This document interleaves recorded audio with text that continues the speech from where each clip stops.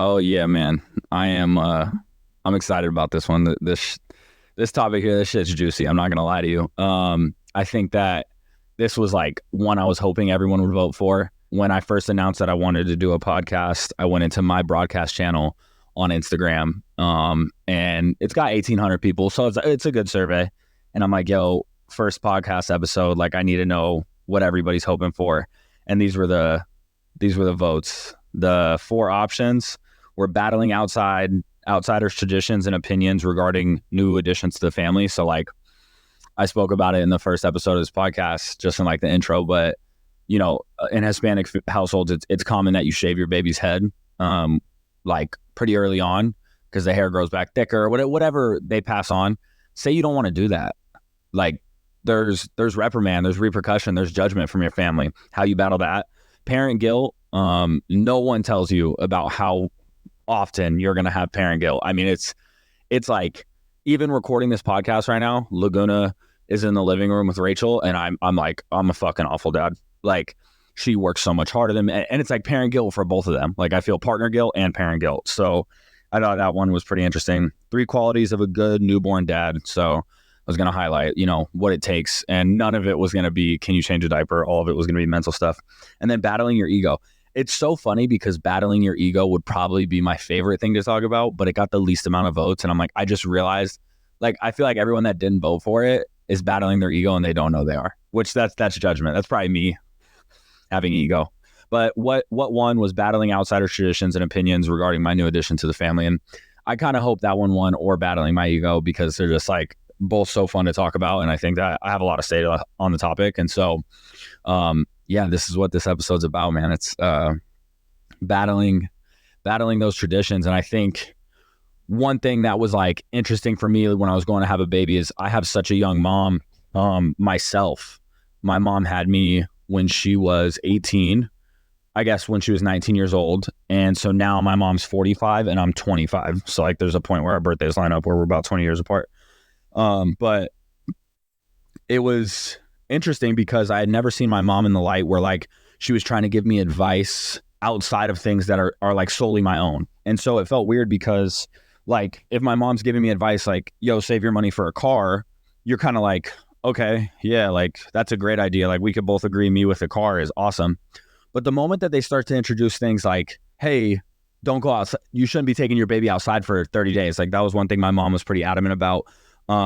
We're Filipino, like a segment, but my mom's father, his father came from the Philippines. And so although my mom being third generation, there were some things that probably got passed down. And it was like an interesting thing to hear her say like, oh, stay in. And now she's not giving me advice on things that Ricky should do that benefit Ricky. And like, we don't know if we can all agree on it. Like, hey, stay inside, you're sick. But now she's giving me advice on another human that's not here yet. And quite honestly, you feel this weird like ownership where it's almost unbelievable that somebody would share their opinion about something that's completely 100% yours. And not every parent feels this way. I think that, some, especially fathers probably just like, I don't know if that's me being sexist, but it's reality, probably feel like the mother has most of the weight or most of the control in the situation. And I took the role of like, no, I have just as much say so. And that's good. That's how it should be. And that's worked out for us. It's created no problems. But that made me wonder, like, as you give me this advice about what I should and shouldn't do, like, it's not really, this is mine. This is completely mine. It's hard to describe. You almost feel a little bit of sole ownership over this thing. And if someone gives you advice on it sometimes, if you're not emotionally regulating, you're not emotionally intelligent, it can feel like an immediate attack.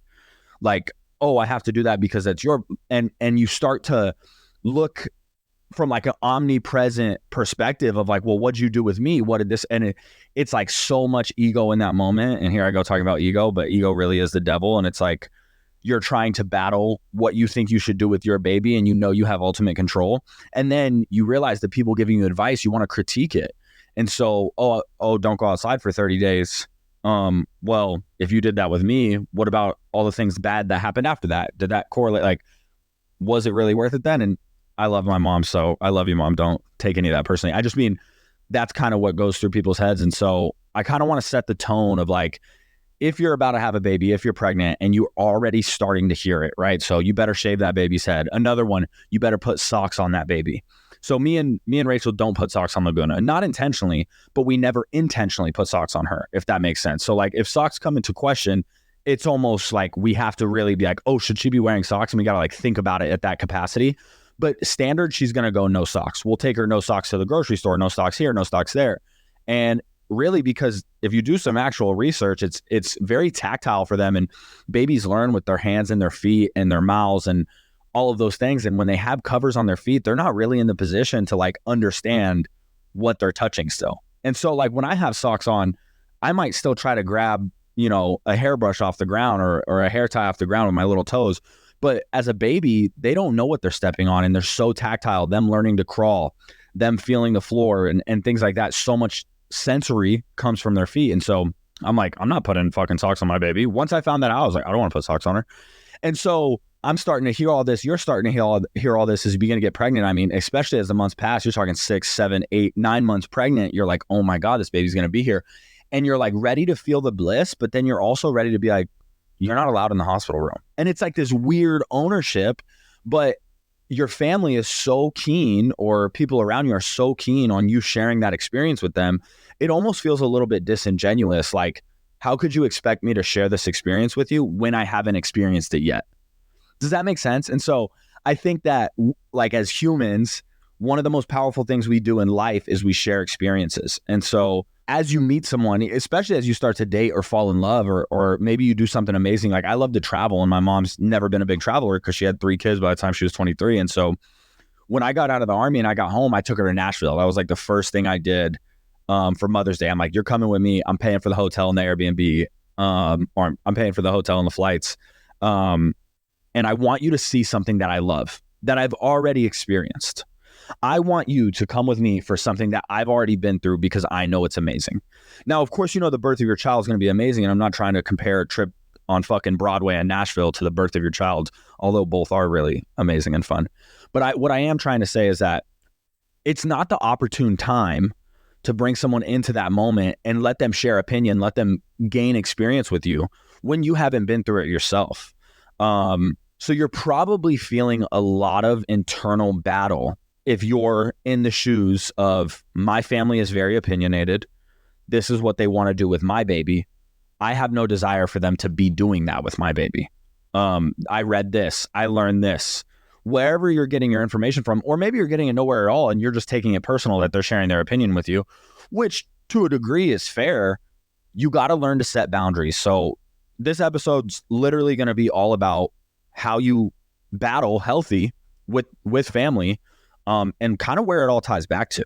And so one thing I want to address immediately is like, this is something that me and Rachel notice a lot. It's like, when it comes to my family, we're very honest, forward, and what I'll call a feedback culture. We have a feedback culture. And so if I do something at my mom's house that she doesn't like, I'm disrespectful, I'm yelling, whatever it may be. I'd never disrespect my mother, but like, it could be as small as I left my dishes in the sink. My mom will tell me, hey, I didn't like that you did that. Like, don't do that again.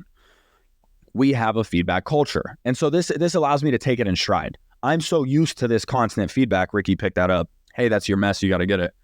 Hey, if you're going to leave your doggies here, that's fine, but you need this, right? So much open communication and feedback culture that when it came time to have my baby, I could be really open and honest with my mom. Hey, mom, I don't really want to do that. Or, nah, we're not feeling that. No, I'm going to do it this way. No, I'm not going to put socks on her. We are going to go for a walk because the sun will help her jaundice. Actually, we're not going to do the same vaccines that everybody's doing today. Like, that's a touchy subject, right? And so this feedback culture allows me to have a relationship with my family that's open, honest, sometimes can create animosity, but we square that up too, because it's hey, I noticed your vibe was off. Like, what's up? Like, you got a problem with what I said. Let's chop it up. Let's talk it out. And so if you haven't built that with your family, I hate to tell you got to go back eons, but you kind of got to go back to the beginning. I mean, once you find out you're pregnant, if this is something that you fear, you go back. So if you're listening to this podcast right now and you're 3 months along and say you haven't told your family, but they're about to come with a lot of opinions, your ass better start today.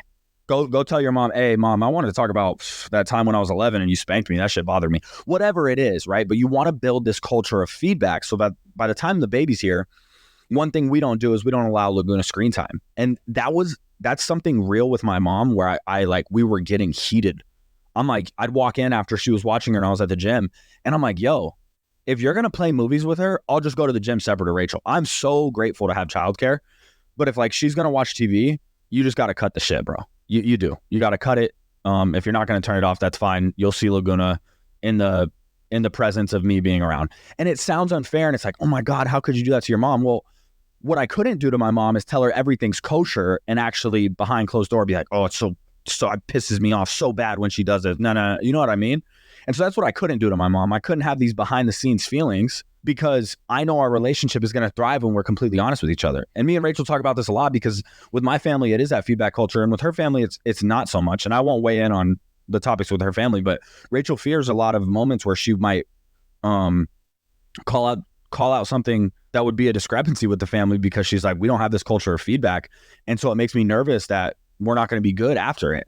And so it's kind of, I bring up those two houses because I realize that if you're early in the pregnancy journey right now, like I really recommend you go back and you start to build that feedback culture either today or if you know you're pregnant and it's coming up, like start before the baby gets here. I shouldn't say either today, but today, or say you already had the baby and you don't feel like it's that way, you got to start building it immediately, right? And that first one's always hard. A good example I could give you is sometimes we'll put Laguna in the gym daycare. And it's this gym here in Arizona and it's the first time we take her, there's fucking screens everywhere. And I'm like, oh my God. And the real reason, the real motivator of Laguna not watching screen time is when she sees the screen, she goes zombie. So like she'll be, playing la-di-da, right? Say it's the back of the phone. You turn it, she goes, and if you're watching the video version, you can see the face that I make, but just complete zombie, wide eye. She's so focused in. And it makes you uncomfortable almost. Like if you're a caring parent, you're like, oh my God, that baby's like zoned into that screen. Like that must be really stimulating. And that's just how I feel. Maybe you see it and you're like, oh my God, she loves the screen so much. And like, if you feel that way, cool. I'm glad that your brain allows you to not feel any animosity for the screen. But for me, it does. And so this is something that I had to address early on with the Mountainside people, but it was tough, right? So I have the feedback culture with my family. And I used to manage a Starbucks. We build feedback culture there. But these Mountainside people, I don't know. It's my first time meeting them. And quite honestly, like this is everybody's biggest fear probably. What if they just tell you to fuck off?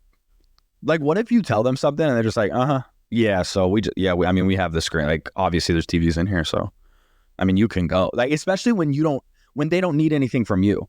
Like I'm not paying these people anything extra. It comes with the gym membership. So it's like, honestly, bro, just you can fuck off and not leave her here.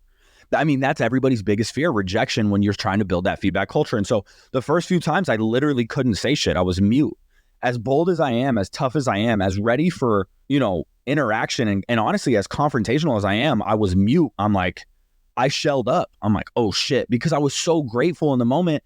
And you're probably feeling this exact same feeling with your family, right? You're so grateful that your mom got you a baby shower gift, that, your dad wants to be involved in the name picking or whatever. That's another one. People judging you're the name you pick because of tradition or some shit. Whoops. Jesus, I feel you there. But all of these things that you're thinking of and you're like, I don't want to come off like an asshole when technically they don't need anything from me. I need something from them. Hey, mom, I need a baby shower gift. Hey, mom, I need help taking me to my appointment. And now you want to tell them, hey, I appreciate you being at my appointment, but you can't be in the room when I give birth. Like these are things that create this wall. And so there's two ways to do it when you want to start to build that feedback culture. I'm going to give you some real actionable tips because what I don't want you to do is be like, Ricky's podcast made a lot of sense to me, but I literally don't know what the fuck to do with any of the information he gave me. There's kind of two methods. One is to rip the Band-Aid off, right? And so this method for me is pretty straightforward and exactly what it sounds like. You're going to tell them immediately what you want to achieve, and then you're going to follow up with cushion. What you don't want to do is a compliment sandwich. And this is different. This is like when you take the top off the Oreo and it's just cream in one cookie. I love my fucking Oreos that way. But the compliment sandwich sucks. So, hey, I think you look really pretty today, but if you would have done your eyebrows better, I would have really liked to have you be my date to prom. But your hair looks really good, so I appreciate that. That's the compliment sandwich, right? hey, your car has nice rims. The paint is shit, but the inside's really clean. Compliment sandwich. This rip the Band-Aid off is kind of like half of that Oreo, right? So the first thing you're going to do is that hard bite of cookie, and you're just going to say, look, Mom, we don't want to do screen time with Laguna. Like, I really don't want her watching the screen. It's just something I'm really passionate about. I can give you all the facts to back it if you want, but like, I just really don't. Now, this is when you give the soft part of the cookie, right? I'm so appreciative that you watch her. Obviously, like, me going to the gym is a blessing. So many young parents don't have that. And so like me dumping my kid off, like, I don't really expect you to just like absolutely raise her the same exact way I'm raising her. Like, that kind of takes away the purpose of individuality. I just ask that maybe this one thing we don't do. And I think there's a lot of solutions to that. There's a lot of fun toys that I can get her that still keep her absolutely entertained. And you know what, Mom, if you absolutely had to turn on the screen, Hey Bear is like the one thing we let her watch. And it you know, not for longer than like 10 minutes. We really try to limit it. So I ripped the Band-Aid off and I kind of told her, hey, this is exactly what I need from you. And then you can cushion it with a lot of love. And so that's a good method. I think more often than not, the ripping the Band-Aid off kind of scares us because we can't even take that first step. And so the next method is how I want you to feel at the end of this, right? And so one thing you can literally open the conversation, and it might sound weird, like, because I'm say you're talking to your mom, right? It might sound weird, or say I'm talking to a Mountainside girl, but you can literally open the conversation of what you want at the end of this, right? And so I might say, hey, at the end of this conversation, I want you to know I'm so fucking grateful that you watch Laguna when I need someone to watch Laguna. And I could never express to you what it's like to feel like I'm not raising this child by myself, because I feel like I'm barely getting by with all the stress that I have. So you let them know at the end of what I'm about to say, I want you to know I appreciate you and I love you. Because the God honest truth is you wouldn't be nervous for the feedback culture if you didn't care about this person at all. And so when you're battling these family traditions, you're going to have to tie it back to the fact that you do care about them and you want them to be around. You just don't maybe want to deal with this one portion of them. And so you could easily say at the end of this, blah, blah, blah, blah, blah. Like I just said, I want you to feel like I love you. I'm grateful for you. I'm so thankful. And immediately you piqued interest also. Like at the end of this, like, what the fuck is he about to tell me that, you know, he hates me, or, you know, he's going to name his daughter Firewood Johnson. And so whatever it may be, and then lead in with what you want to say, because it cushions it a little bit. This is like eating the Oreo the other way, right? It's the soft part first. And so at the end of this, I want you to know that I love you, and I'm grateful that you're willing to babysit Laguna whenever. I just feel like the one thing that we're separating on is the screen time. And like, I kind of made like some antics about it earlier. Like I would joke like, hey, we ain't letting her watch screen time, girl. You feel me? Like, we got to keep that screen away from her.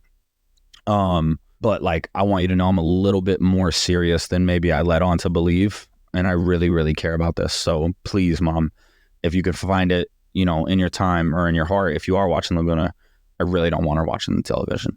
So it gives that person like the no, like if you even say something wrong next, at least they know where your heart's at. And so I came off pretty soft about that. But one thing people wanted to judge a lot was like Laguna's name. And I was not soft about that. I was fucking angry when people shared their opinion. But if it was someone I cared about, I might want to lead with, yo, at the end of this conversation, I want you to know that I value literally your input in almost everything in life. But right now, about my daughter's name, I got to be honest with you, I don't give a fuck. This is what I'm going to name my daughter. And as the more you share your opinion and the more you make it negative, truly, honestly, the more I just don't want to include you in anything. But and so you let them know, I do value you. I love you. It's just like, when you share your opinion about this shit, it just makes me want to get rid of you. Like, I don't want to have you in the conversation anymore. And so those two ways have been really, really pinnacle and helpful for me when I'm starting to build that culture with someone, the feedback culture with anyone. And I think another thing that I didn't put in those two ways, but something that is really powerful, is do things that generate insight. Do things that force people to ask questions. So like, sometimes I've heard this saying in church before. Not that I'm huge in church, but I don't know why I have to disclose that. Like, you feel like you have to tell people whether you're religious or not when you bring it up. But I've heard this before, like, be such a follower of Christ that people want to ask you, why the fuck do you act like that? And then you can point them in the direction of God, right? That, whatever. Cool. So that's like one subject, one aspect. You know, walk in like you fucking own the place. And when they find out you don't, they're going to ask you, where do you get that confidence from? Right. And then you could say, oh, I get that confidence because I got a trophy wife at home and, you know, I make $1 million a month. And so whatever, do things that generate insight. So like, one thing I might do if I want people to know, like, hey, screen time's not the business. This last time I went to Mountainside, right? I said to the girl, oh my God, I'm so glad this mountainside has, I just released the gym that I go to. I was trying not to say it. I'm so glad that this gym has a little section for 0 to 1 years old with no screens in it, because me and Rachel were just kind of weird about screens. Like, obviously they're there, but, and so it generated insight. She's like, oh, you don't want Laguna watching television? I'm like, no, we really try to keep all the stimulation away from her up until she's probably going to be like 2. And she's like, oh my God, I'm so glad you told me. We'll make sure we keep her in the area. So I did something that generated insight. Although it was more direct, you can do other things like, say you're on the couch with your baby, you want everyone to know you're not fucking with screen time. And so you imagine they're trying to look at the television and you're covering her eyes and you're like, no. And just have your little private one-off conversation with your baby. And so when everyone's like, yo, like, why are you not letting her watch the TV? You just did something that generated insight.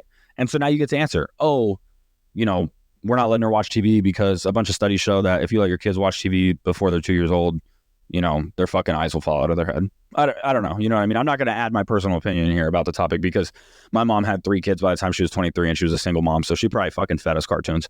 Shout out, Mom. But everyone's in a different situation. I'm blessed to be able to control the amount of TV my daughter watches because we have Rachel as a stay-at-home mom and I work 3 to 4 days a week. You know what I mean? So I'm absolutely blessed and I'm grateful. But you can do these things that generate insight with your family so that you can answer the question yourself so that it could be brought up a little bit more nonchalant. So when you say, oh, we're actually not allowing screen time because their foot will fall off, they watch TV before they're 2, your family can go, oh shit, I didn't know that. Like this is going to lead me to the next topic before we close out is, well, we watch TV. Well, we got all the vaccines, which I'm not disclosing our vaccine information. Laguna has been vaccinated at some capacity. And it's not something I'm going to talk about, but we got vaccinated. We ate fucking Fruit Loops and McDonald's every fucking day. And someone just said this to me. We've been doing this with kids for hundreds of years. No, I'm not right. Cause I was talking about, I was saying Laguna shouldn't be standing all the time cause she can't walk. Like, so it's bad. I don't know if her knees are going to develop bad, and like the standy things. And I said, yeah, well, people were living in huts and fucking mud tents for hundreds of years. So why do you have a house with running water and sewage? And because you guys did some investigating, you found a better way to live and you adapted to the change. And so my generation, I'm 25. I don't know if I'm a millennial or Gen Z. I was born in 98, but because of this, like, we're raising questions that allow us to answer them to find out more. And so when your family battles you with that, well, you did it and you're fine. I actually always tell my mom when someone says, well, you did it and you're fine, I say, actually, I'm not fucking fine. Like, I've been to, I have these many, I'm not going to disclose everything that I've been through, but I've done some things that are questionable. And I'm like, shit, maybe it's because I was fucking watching Tom and Jerry every 25 minutes. I didn't mean that, Mom. I love you and I love Tom and Jerry. But the point is, it's like so much of the conversation can lean on, well, what'd you do? And was it good for you? Like, well, we're making changes. Generations are growing and changing. There was a time when people would watch someone be racist or sexist where people would walk into workplace and be like, you're a woman? God, I can't believe you got hired here. And shit like that was okay. But we figured out that that wasn't the answer. It was ignorant. It was arrogant. It was grotesque. And we made the necessary changes to have a better society. And so lean on that when they argue with you and you say, yo, I don't want to shave my baby's head low key. Well, it grows back thicker. Your hair did. Your hair grew back thicker. I don't know if it did. And honestly, I don't really think it fucking matters. And more of the question that I have is like, if I shave it when I'm 6 months old or 60 years old, wouldn't it always grow back thicker? But maybe since it's a girl, you're not going to shave a girl's head. I don't know. You know what I mean? Like, what is the right answer? We named Laguna. That got a lot of fucking questions. Well, Ricky, you have a totally normal name. You were named Ricky. Rachel, you have one of the most probably popular out there names ever. You were named Rachel. Why would you want to name your daughter after a beach? Well, ultimately it's our choice, and these are the experiences that led me here to this decision. And you went through experiences that led you there to that decision. And so I think that you have to like get them to think inward, do things and ask questions that generate insight. Well, Mom, why'd you shave my head? Well, because the hair would grow back thicker. You're sure it did? Well, yeah, I remember it did.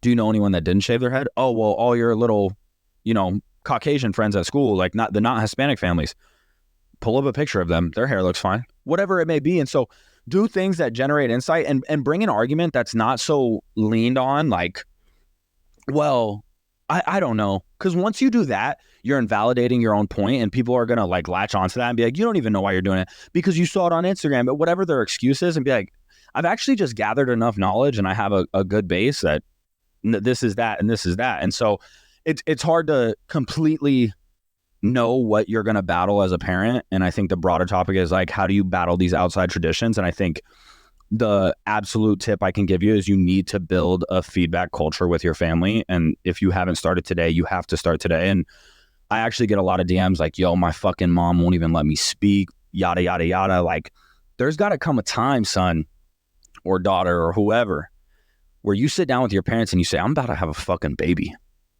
So I am what I am. I'm a man, I'm a woman, I'm non-binary for all I give a fuck, whatever it may be, but I am what I am, and I'm an adult now, and so I'm about to be in charge of making complete decisions for someone else, and you're going to allow me that space, or we're not going to be able to have a relationship at this capacity. And you got to start there. Otherwise, it's always going to come off like, oh, he's spoiled. I've seen tons of people stand up to their parents and are like, oh, what a spoiled brat, like blah, blah, blah, blah, blah. And I'm like, yo, I think people are so adapted to the idea that because you guys are blood, because you're family, you can't ever hold them accountable, or they can't ever be judged. Judge is such the wrong word. They can't ever be evaluated by you, and then you make an educated decision based on your evaluation. So like, hey, I evaluated, you're on some hater fucking energy. And I don't want that around my baby. So goodbye. It doesn't matter if it's mom, dad, brother, sister, aunt, uncle. It doesn't matter. You got to hold them accountable, and you got to create that culture of feedback, because if you don't, the time will come that you wish you did. I can promise you that. Imagine this. Your daughter's 3, and she does something that someone doesn't like, and they spank her. And you don't like, someone spanks my daughter, and I can give you real honest proof. If you spank my daughter, I will come for you. Like, I will have you. I will own you. And so, like, all jokes aside, but like, really, like, you're fucked.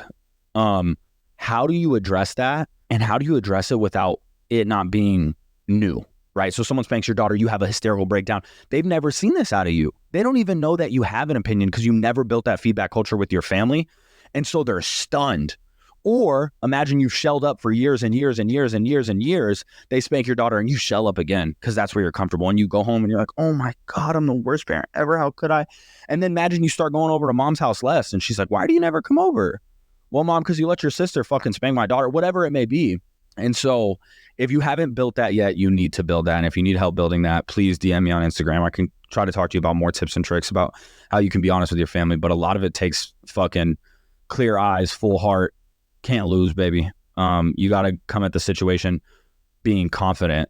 And I'm going to say this and then I'll close, is that if you do not come at the situation truly believing it, and this will probably lead us into our next episode of values, but let me leave you with this. If you do not have values, then you need to get them, or you are not ready to raise a child, and you're definitely not ready to invite a community to raise a child. What I mean by that is, like, there's a value within me. That value is loyalty, right? Like, loyalty is one of the things that I value highly. And so if I trust you with something and you cross me, you got to go. You have to. You have crossed the line. You have hit below the belt. But that's because I truly fucking believe it.